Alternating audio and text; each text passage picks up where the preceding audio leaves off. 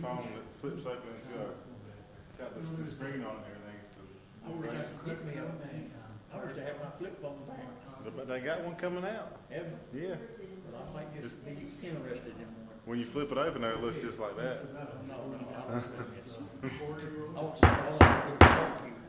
I call this November 18th meeting of the Planning and Zoning Board meeting to order.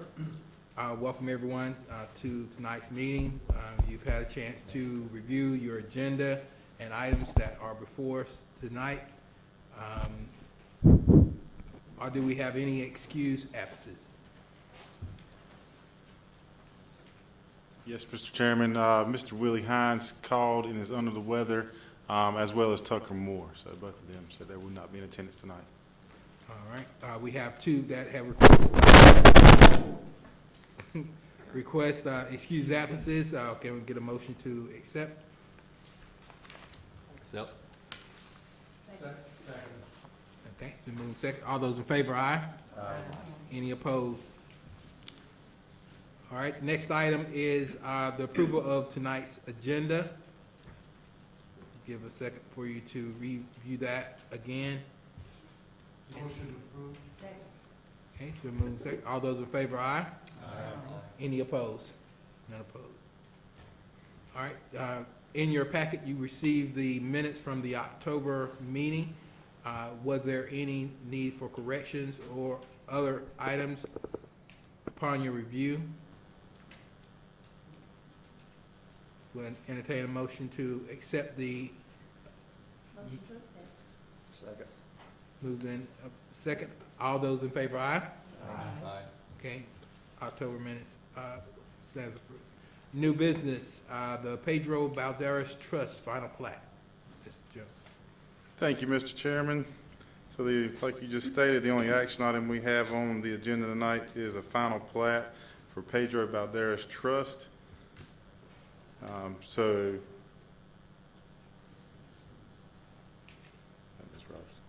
Location of this is out on Old Tar Road, south of its intersection with Laura Ellis Road. This is in the ETJ. Parcel number is 07032. This is going to be cut out of that parcel. Size is just one lot, 1 acre. Current zoning is agricultural residential. So this is a minor subdivision. Just to give you guys a refresher on what those what constitutes a minor subdivision is less than 5 lots, less than 10 acres, no dedication of new streets, and it doesn't involve any dedication of land for open space, school sites, or other public services. The approval process, so no preliminary plat submittal was required, so it's just that's why you're just seeing a final plat, and that will go to the town council on recommendation from this board. So here's just a shot of the actual plat itself. You can see just one lot. It's got noted easements on it. So I'll show you the aerial photograph here. So here's Laura Ellis Road here, Old Tar here, and then an overlay of the. It's not the scale, but it gives you the general location of where it's going to be at. So there will be a utility easement here, along with possible future pedestrian easement here, and you see the gas line easement going on the north side of it. But with that, that's all I have. I'd be happy to answer any questions you guys have.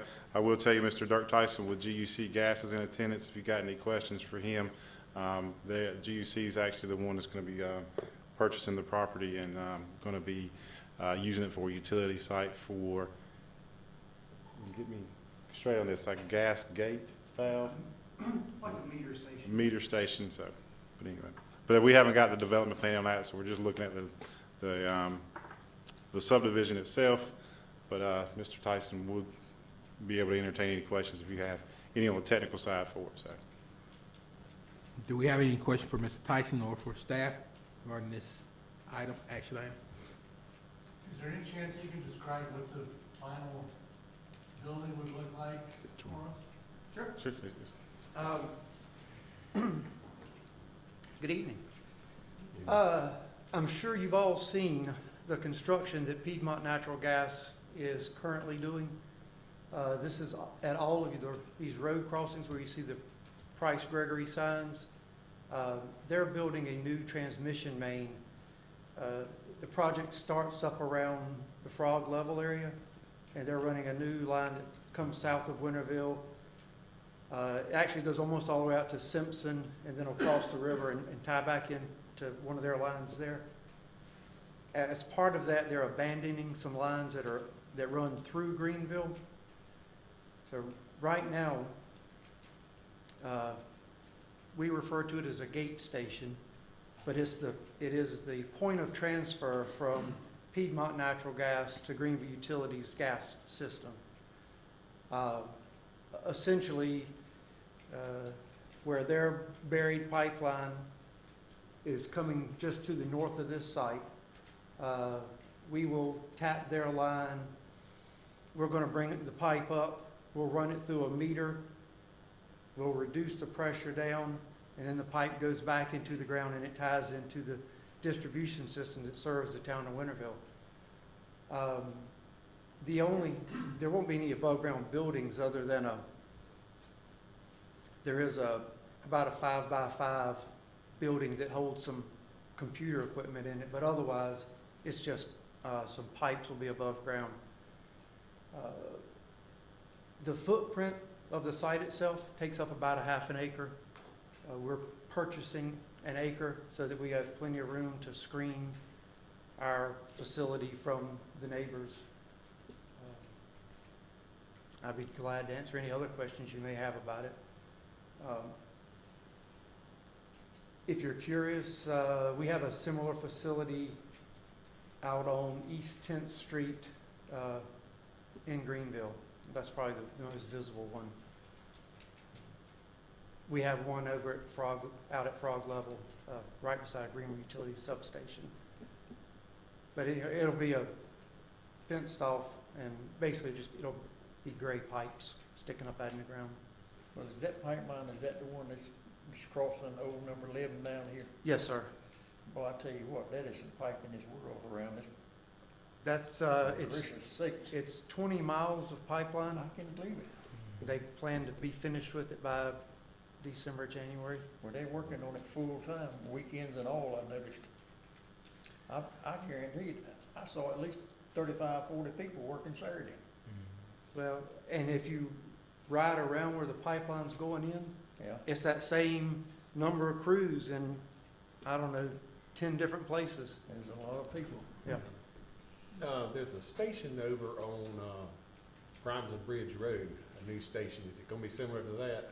And that one is Piedmont's, where they've got some pipes. But yes, it'll look, Similar to that? for all intents and purposes, very similar to that. Now, that one is built right on the road. Mm-hmm. And so we're going to set ours back, and ours will be screened, Yeah. particularly given the fact that we know, this is in the future prime residential area, so we want to be as unobtrusive as possible. That's part of my follow-up question. Will there be a maintenance of the property, lawn or something? Oh, yes, sir. Well, all of our facilities, we subcontract with a landscape company to mow them monthly. In terms of maintenance on this facility, it's pretty much maintenance-free. We visit it once a week for inspections, but then everything over the landscaping all be maintained by a landscaping firm. Where's your main shut-off for that mess at? For the gas? They'll be right there at this location. Each location like that? Yes, sir. Okay. Will there be other taps in this loop that you described, or is this the main tap to feed? For Greenville, we'll have one in Winterville, and eventually we'll have one out near Hollywood Crossroads somewhere. So it's gonna feed from Winterville into Greenville, it's the primary feed? Greenville, we also have, we have the connection at Frog Level. We have a connection over off of 10th Street. So all told, we'll have 5 gate stations. So this will be one of 5.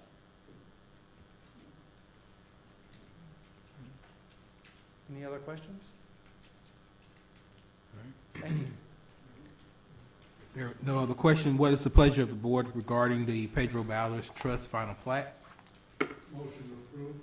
I second it. It's been moved in second. All those in favor, aye. Any opposed? All right, staff report. All right, so you have my monthly report in your agenda packet. After review of that, I'd be happy to answer any questions. To let you know, also, the rezoning request for the Hare and Knights property beside Open Door on Reedy Branch did go before town council this, on the 12th. It did get denied by council. So a couple upcoming projects, as we've mentioned before, the land use plan did get adopted, so now we're going to move into our next phase of ordinance updates. I've actually got some scheduled meetings this week and next week to start getting prioritized on that. So hopefully we'll be hearing a lot. You guys will be hearing a lot more on that in the coming months. And again, the census 2020, that actually says the next meeting is the 7th, but it's actually going to be next month. But so we're getting geared up for a complete count. I think their motto is to count everyone once in the right place. So hopefully we get some good numbers back from that. But we'll be hitting the ground hard on that stuff with the census and the complete count committee. Other than that, that's all I got for you guys. I'd be happy to answer any questions you guys have. You know I got a question. Yes. Brian, I just want to make sure I'm thinking into the future, right? This comprehensive land use was passed by the council Right. at one of the recent meetings. But our zoning planning, or our zoning laws have not quite caught up, and I understand it takes time. But I want to know, is this basically our guiding document? Absolutely, yeah. So that's casting the vision for the town. So obviously we want to be as much in line with that as we can. There may be some times where it would take some, we take that gray area in the zoning code right now and actually blend it toward what we have in the future land use plan. If there's something hard and fast, there's not a whole lot we can do about it. But that's where we come in as staff and we try to get the developer maybe hold back till we get stuff in place or something like that. But it takes a little workaround sometimes. But hopefully we'll have those amendments ready to go by. I don't want to bite off more than I can chew, but within a reasonable time, I'll say that. So we do know that. This would be our guide. Absolutely, and that's always been the kind of the standard we go to. We go to the land use plan, see if it's compatible with that, and we move forward there. So I mean, the zoning ordinance really is not going to play a part until they actually are going for a zoning permit. So our site plan development and all that good stuff. So we kind of hold them to that code. But we do know the state of North Carolina has also got some consistency issues with zoning code around the state. So Senate Bill 355, Section 160D is going to stipulate that we have to come into compliance with that language. So, in addition to what we're going to have to do, update our ordinances to be in line with the land use plan, we've also got to have those consistency terms in there, which we'll get into all that later on. But it's separating legislative and judicial action. So. It's just to provide clarification on it, and it's something that needs to be done, and that should be pretty straightforward as well. So, Are there any other questions or comments from the board? Just one minor question, probably something I haven't read or looked into, but what was the reason why the next property rezoning request was denied? the main reason stated was that the property owners around it wanted single-family residential and not duplex. So, Which is aligned with what the comments and concerns were when they presented it to the planning and zoning board as well. Oh. Because we did not recommend it to the board. So the single family has been denied too, right? No, they didn't apply for a single Oh, family. they did? yeah, it was strictly for the main condition was it was set up for a duplex subdivision. Okay. Mhm. All right. Are there any other items before the board? We entertain a motion to adjourn. So moved. It's been moved and second. All those in favor? All right. Any opposed? Meeting stands adjourned. Everybody Easy have enough. a nice Thanksgiving. Take this council on whatever, December. Happy Thanksgiving, everybody.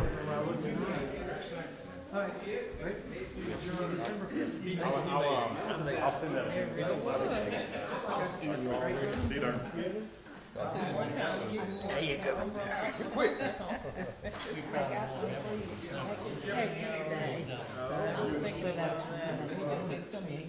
And some pies. My daughter. Have a good holiday. Oh, all right. But, Good.